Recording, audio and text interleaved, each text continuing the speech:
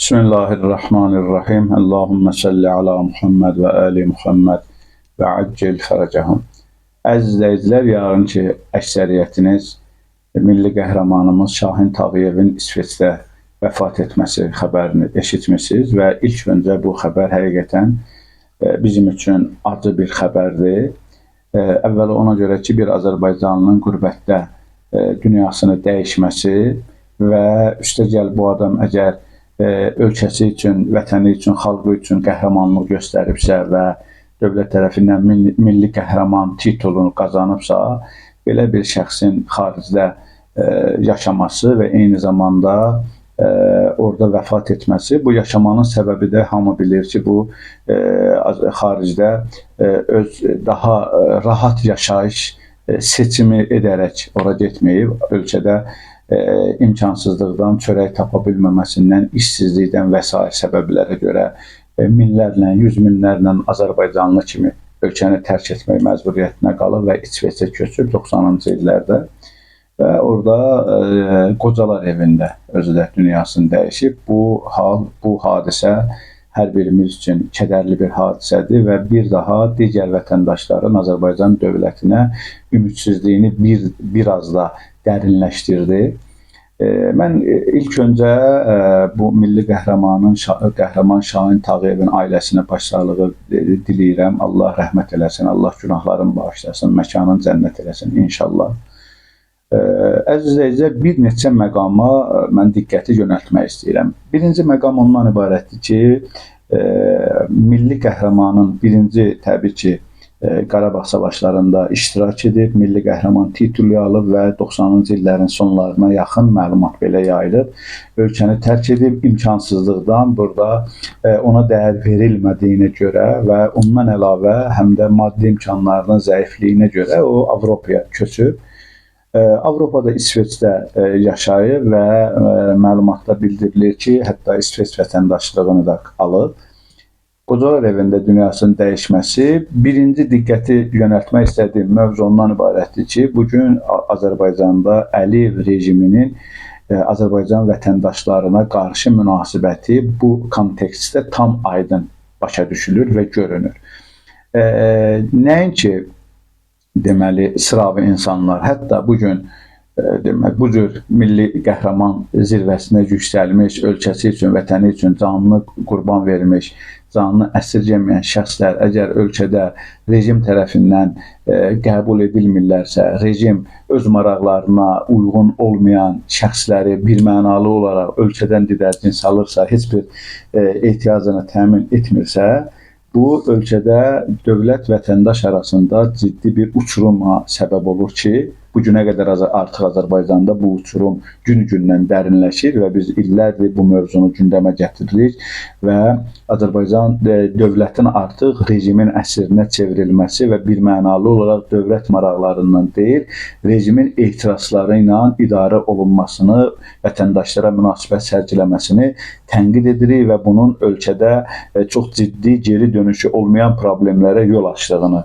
bəyan edirik, çatdırmağa cəhd edirik. Bu birinci məsələ. İkinci məsələ bundan ibarətdir ki, bilirik ki, Azərbaycan diaspora təşkilatları xaricdə, xüsusən Avropada bu barədə biz dəfələrdən danışmışıq ki, Azərbaycan diaspora təşkilatları ancaq pul yeməklə məşğuldur və yaxud da xaricdə yaşayan Azərbaycanlılar ki, müxalif mövqeydədirlər, onları təhdid etməklə, onlara qarşı xüsusi təbliğatlar aparmaqla, onları gözdən salmaqla məşğuldurlar.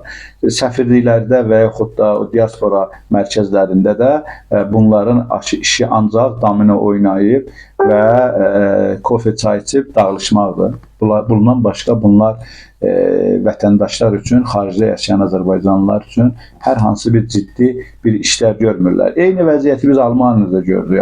Almaniyada da deməli diaspora təşkilatları Azərbaycan vətəndaşlarına deyil, bir çox İlham Əliyevin deməli təbliğatını aparan müdafiəçilərinin deməli əhatəsində, ətrafında formalaşıb və İlham Əliyevi tənqid edən Azərbaycan vətəndaşlarını, Azərbaycanlıları təhdid və təzyiqlər etməklə məşğuldurlar. Bu məsələ, bu hal çox olduqca təhlükəli bir vəziyyətdir və biz bu gün bunun nəticəsini görürük ki, həmən deməli, milli qəhrəman Şahin Tağıyevlə diaspora təşkilatının maraqlanmaması, onun Qocalar evində dünyasını dəyişməsi də əslində mənim diqqəti yönəltmək istədiyim üçüncü mövzudur.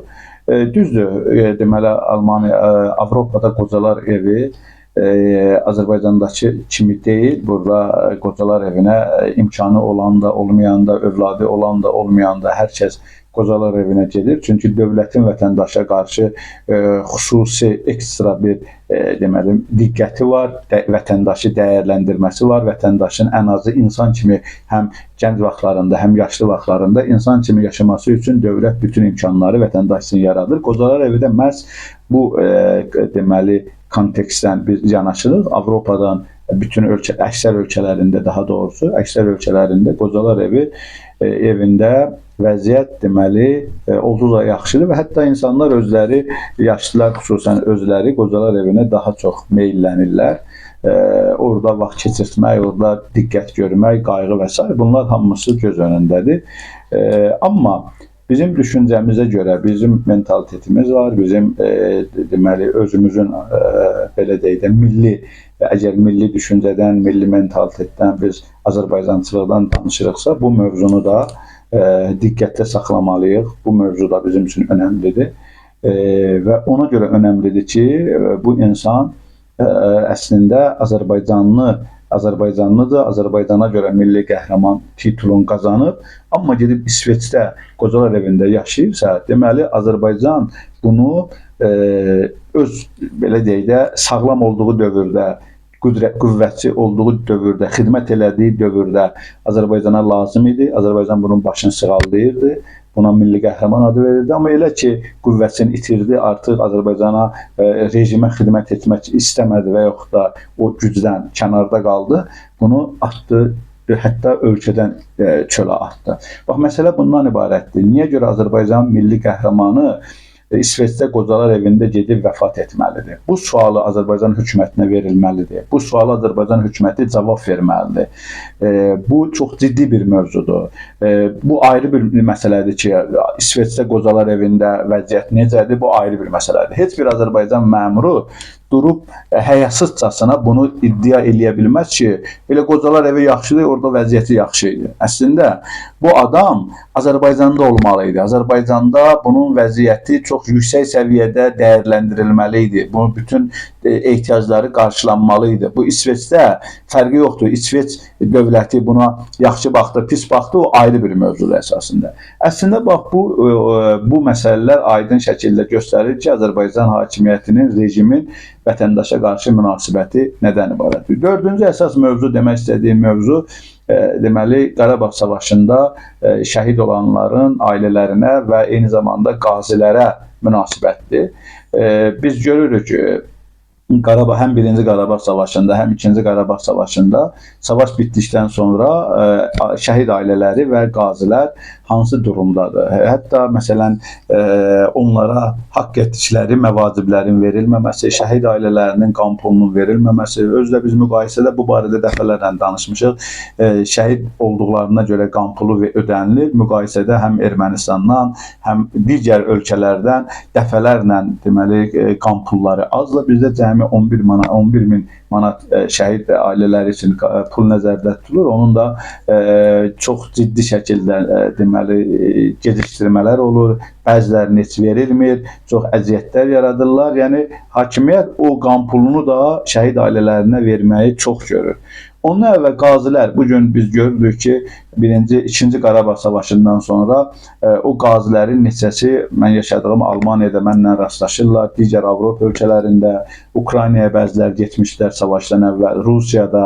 Çünki onlar qazidirlər, döyüşüblər, müəyyən problemləri yaranıb, o problemlər, xəstəliklərini, o sağlamlıqlarını itirdiklərinə görə onlara mütəmadi həkim kontrolu lazımdır, müəyyən dərman preparatları lazımdır və s. Onları təmin etmədiyinə görə adi Yəni bunlar mütləq edilməlidirlər. Hökumət, Azərbaycan hökuməti, İlham Əliyevin başçılıq etdiyi rejim bu qazilərə qayğı göstərmədiklərinə görə, aldıqları da bilirsiniz ki 80 manatdır. Qayğı göstərmədiklərinə görə bunlar Avropanın müxtəlif ölkələrinə səpələniblər və Avropada dediyim kimi Almaniyada və digər ölkələrdə qaçqınlar üçün nəzərdə tutulan şəraiti o qədər də yüksək olmayan, minimum şəraitə malik olan çadırlarda bunlar yaşayırlar. Çadırlarda, kamplarda bunlar qalırlar. Bu əslində çox acınacaqlı bir vəziyyətdir və vətənə qarşı olan deməli nifrət yaradır bu. Sevgi yox, nifrət yaradır. Bu cür halları gənclər də görür, digərlər də görür. Bunlar vətənə qarşı, Azərbaycana qarşı vətəndaşlarda nifrət yaradır. Vətən bizim deyil, vətəni bütün Qarabağ, 2-ci Qarabağ savaşında biz aydın gördük. Birincidə də belə idi. Şəhidlər hamısı daxmalardan onların cənazələri çıxarıldı. Oradan dəfn mərasimləri daxmalardan başladı. Daxmadan, elə torpaqdan torpağa getdi bunlar. Daxmada torpaq üstündə yatıb böyüyən gənclər yenə də özlərində gəldikləri vaxtda bir gənc həyatlarında yenə də onlar torpaq altına getdilər. Heç əksəriyyəti onlar taxta yatmamışdılar, torpaq üstünə yatmışdılar.